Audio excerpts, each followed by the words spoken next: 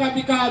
আর আমার যারা রেগার শ্রমিকরা, আমরা যারা রেগার শ্রমিকরা, আমরা যারা কর্মচারীরা, আমরা যারা দিনে আনে দিনে খাই, আমরা যারা কিষাণ শ্রমজীবী মানুষ, আমরা আজকে সবকা সাথ সবকা বিকাশ বলতে বলতে নেতারা গাড়ি ঘোড়া বিকাশ চলছে, দালানবাড়ি বিকাশ চলছে, আজকে আত্মীয়তা বিকাশ চলছে, গরিব মানুষের বিনাশের যজ্ঞ চলছে এই রাজ্যের ভারতীয় জনতা পার্টি সরকারের নেতৃত্বে।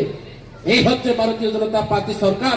অবন ভারতীয় জনতা পার্টি সরকার, তিনি মুখ্যমন্ত্রী বসাগো ইংলিশ অক্ষর তিনি সারা ত্রিপুরা রাজ্য বিদ্যাজ্যোতিষ নামক সারা ত্রিপুরা রাজ্য তিনি যেইভাবে ইংলিশ মিডিয়াম নামক বিনি বিধানসভা ইংলিশ ভাই চলেও বিনি সভাপতিরা নামি দামি দিল্লি বোম্বাই বিভিন্ন স্কুল তিনি নামি দামি কলেজে পড়াশোনা খাইও বসাগো দেব নাগরিক সে মা পরে নাইব।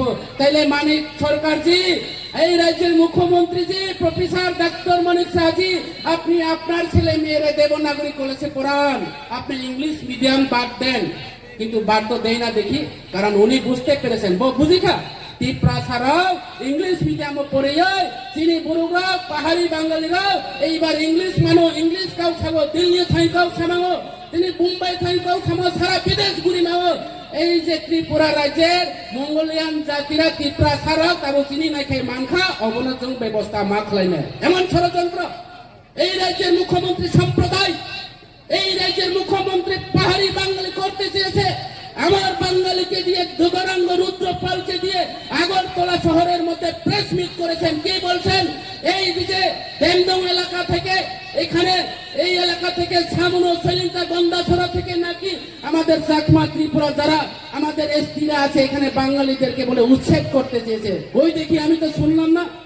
আজকে এখানে প্রোগ্রামে আসলাম গন্ডাছড়াতে গেলাম, আমি খবর নিয়ে দেখলাম সামনুতে গেলাম, মনুও থাকা সামনু বাজারে থাকা পাহাড়ি বাঙালি বাই এক লোকে চলে তো আত্মীয়তার মতো পাহাড়ির বাড়িতে বাঙালি যায়, বাঙালির বাড়িতে পাহাড়ি যায়। আর গৌরাঙ্গ রুদ্রপাল আগরতলাতে বসে কি বলছে?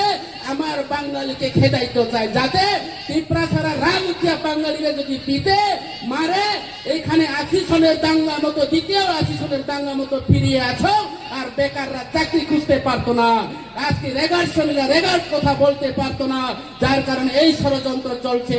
আজকে এই রাজ্যের কোন না কোন কারণে যদি 80 সনের দাঙ্গা ফিরিয়ে আছে, এটা সম্পূর্ণ রাজ্যের ভারতীয় জনতা পার্টি সরকারের, এই রাজ্যের মুখ্যমন্ত্রী দায়ী থাকবে।